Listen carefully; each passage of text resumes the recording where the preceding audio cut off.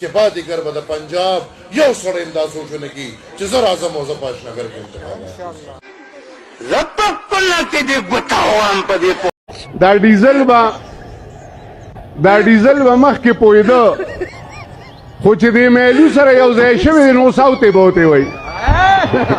اوس یې تخت یې خطا شوی دی مونږ پښتو کې وایو تخت یې خطا شوی دی دا ناستو یو ملا وه پورې نښتې و بس مخامخ ما ته ناستو ملا ورته وایي چې صحیح حدیث کې د بخاري چې د مالدار سړي جنت ته تل دونه ګران کار دی لکه د ستنې د سوم نه چې ته اوښ تېری او بیا ورته دا وایي چې تاسو مالدارانو دا غیر اسلامي حرکت کړی تاسو دا زیاتې کړې تاسو ډېرې تنګ یو 10 منټه خو لګیا و په دې بیا والا ملا صاحب راتاو شو ورته یې وایي چې ګوره په افغانستان کې دا د اوس جهاد جاري دی تا نه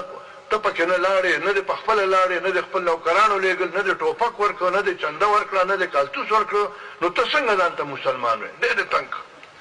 چې 10 منټه نور هم تېر شو نو ما ته انګریزی کې نو افضل صاحب ته یې که دا ملا دې رانږدې کړو نو زه به دې خلاص کړم ملا خو ډېر استاد ملا چې راغی هغه ورته چې دا ولي خان اوهو ولي خان خو مجاهد ابن مجاهد د ده پلار مجاهد و ولي خان خو راته نه اوس ما ته یې پکې بیا ورته وایي چې ګوره ده ته وګوره نه ګیره لري نه برید او دا په اسمبلی کې په پارلیمان کې د ټولو علما کرام لیډرو مفتي محمود په ده پسې اقتدا کړې ده دغه نوراني صاحب چې دی خپل مشر ګڼلی دی پروفیسر غفور دی ګڼلی د ټولو مسلمانانو مشر چې دا ولي خانو نه ګیره لري نه برید دا داسې عالم سړی دی داسې مجاهد سړی ډېر صفت یې زما وکړه استاد خو خپه کې خو خوشحاله شو ما ورته استاد یو خبره کوم چې حقیقت دا دی چې ما هم ډېره موده پس چته یو حقیقت کې یو مسلمان مولا ولیده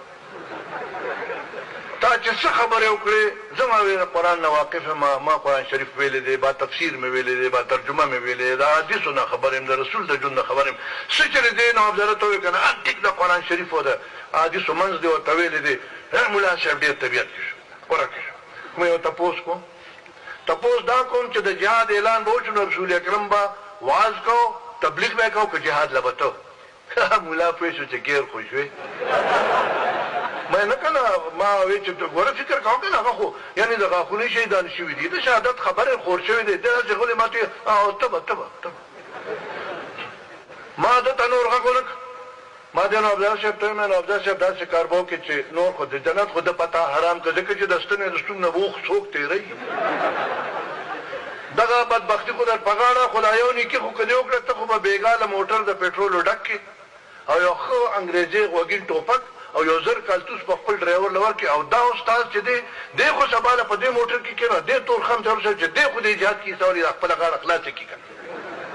استاد وایي چې دعا وکړئ چې الله تعالی په دې خدای کې برکت واچوي په ګیره لاس راکړه دغه و چې لاړ